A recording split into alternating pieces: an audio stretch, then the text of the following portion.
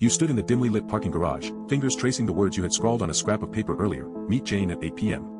Your watch read 12:05 a.m., no sign of her anywhere near.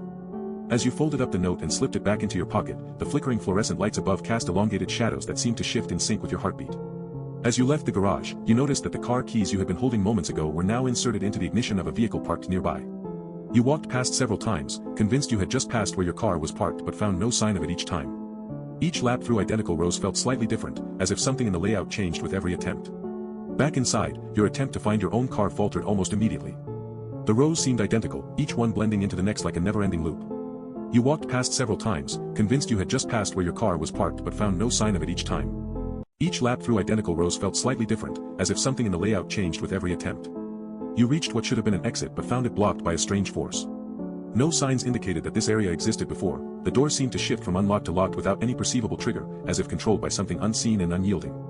You pressed against it, finding no lever or mechanism to explain its sudden lock.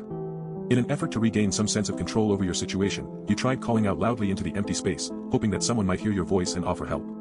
However, your calls seemed to bounce back only faintly distorted and unintelligible, as if they were filtered through a distant fog or reflected off invisible walls.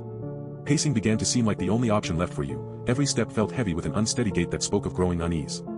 With each turn around the confined area, your mutters became increasingly incoherent, phrases barely forming words before dissolving into breathless silences where you stared blankly ahead at nothingness. Just as another loop was about to begin. You pocketed your phone after another muffled call to static, then adjusted your hat so that its brim obscured half your vision. You leaned against the wall, sliding down until you sat in the shadows of the endless garage.